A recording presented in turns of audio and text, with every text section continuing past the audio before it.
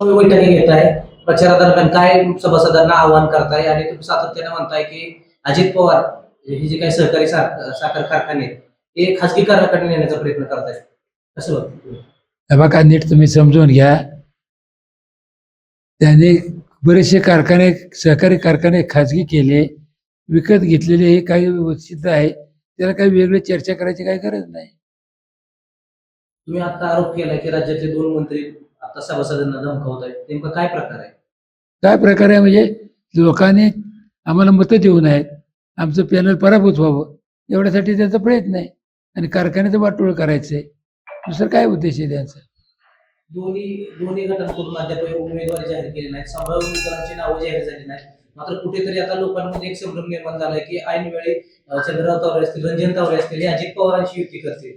सभासदांना नेमकं काय आव्हान करतील? जेव्हा का युतीचं किती दिवसापासून आम्ही ऐकताय. आम्ही पहिल्या दिवसापासून सांगतोय बाबा, आम्ही युती करणं इतकं मोठं नाही, छोटी माणसं आहे, आम्ही लोकात जाणार. गेले 40 वर्ष लोकात जातो, मतं मागतो. आता त्याला युतीची आठवण झाली. मागच्या 30-40 वर्षात वाट झाली नाही त्यांना. त्याचं कारण तुम्ही त्यांना विचारा. कारखान्यावर नेमकं किती कर्ज आहे? सातत्यानं तुम्ही कर्जाचा उल्लेख करताय. मात्र अजित पवार असं म्हणतात, की विरोधक सांगतायत, की कर्ज एवढं नाही. कारखान्याकडे काही अंशी साखर शिल्लक आहे. त्यामुळे कारखाना प्रशासनावरती जास्त कर्ज नाही. नेमकं किती कर्ज कारखान्यावरती आहे? हे सगळी माहिती आम्ही डिटेल लेखी तुम्हाला देणार आहे. सगळी माहिती देतो.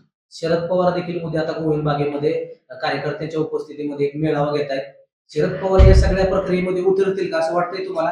आणि जर त्यांनी तुमच्या पुढे युतीचा प्रस्ताव दिला, तर अजित पवारांना शह देण्यासाठी तुमची शरद पवारांसोबत युती होणार का? हे बघा, आम्ही कोणाबरोबर युती करण्यासाठी एवढे मोठे नाही. आमचं सर्वसामान्य माणसं आहोत. तुम्ही युती जी म्हणता ना, ती मोठ्या माणसाची युती होती. आमच्याकडे काय आहे? आम्ही साधी माणसं, शेतकऱ्याची पोरं आहे. आता जो तुम्ही एक व्हिडिओ दाखवला, त्या व्हिडिओमध्ये सिरप गटारातून वाहताना दिसतंय. मात्र अजित पवारांनी देखील तुमच्यावरती आरोप केलाय, की तुमच्या कालावधीत कारखान्यामध्ये देखील असं हे बघा, आम्ही तेच सांगतो तुम्हाला, की ज्या वेळेला ते मशिनरी लावलं आहे, त्या मशिनरीचं सिटिंग व्हायला, जिथं गळते त्याचं बंद करायला थोडा वेळ जातो. त्यांनी आता छत्रपती कारखान्याचा नवीन कारखाना केला, 4 वर्ष चालला नाही. सोमेश्वर कारखाने मशिनरी लावली, 4 वर्ष चालली नाही. आमची मशिनरी तिथं लगेच चालू झाली. हा फरक आहे. त्यांना विश्वास वाटतो का, की येणाऱ्या या पंचवार्षिक निवडणुकीमध्ये सभासद तुम्हाला नेमका कौल देईल? काय वाटतं तुम्हाला? तुम्ही 100% लोक आम्हाला, या कारभाराला लोक कंटाळलेले आहेत. 100% लोक आम्हाला मतं देतील आणि निवडून देतील. ही त्याला भीती वाटते.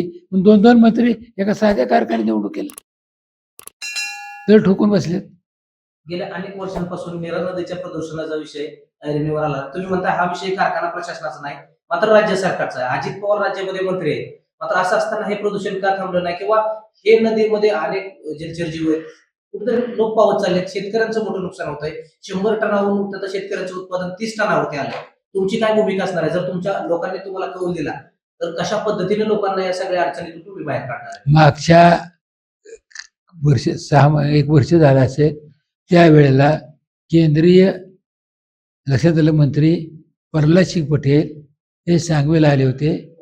म्हणजे भाजपचा नियम असा आहे, की मंत्र्यांनी कुटुंब ह्याच्यात हॉटेलमध्ये उतरायचं नाही, कार्यकर्त्याच्या घरी उतरायचं. त्या पद्धतीनं ते माझे पुतणे युवराज तावरे त्यांच्या घरी ते उतरले होते. काका आणि आम्ही सकाळी त्यांना भेटलो. त्यांना सांगितलं, बाबा नदीचं असं आहे. तर ते म्हणजे पर्यावरण खातं माझ्याकडे आहे, मी पुढच्या 2 महिन्यात येईल. त्याच्या अगोदर माझी टीम इथं आलेली असेल, ते सगळं पाहणी करेल. राज्याची टीम आली असेल, त्या दोन्ही टीम पाहणी करतील आणि मग आपण काय करायचं ते ठरवू. अशा पद्धतीचं त्यांनी आम्हाला आश्वासन दिलं. ते येण्यापूर्वी त्यांनी टीम पाठवली. पण आमच्या मंत्र्यांनी त्या पाण्याला कॅनलचं कावरिंगचं पाणी सोडलं आणि ती सगळी घाणगुण कुठे निघती काय होती धुवून लावलं. ते लोक त्याला कळू दिलं नाही. अशा पद्धतीचा कारभार त्यांनी केलेला आहे. अजित पवारांचा या संदर्भात एक सोशल मीडियावरती व्हिडिओ व्हायरल होतोय गेल्या निवडणुकीचा, की हे नदीचं प्रदूषण मी जर नाही थांबवलं, तर मी दारात मतं मागायला आलो, तर मला तुम्ही मतं देऊ नका, मला हाकलून लावा. कसं या सगळ्या गोष्टीकडे कसं बघता? आता काय सांगायचं, तुम्हाला काय वाटतं सांगा ना. मला वाटतं जेवल्याशिवाय खरं आहे का?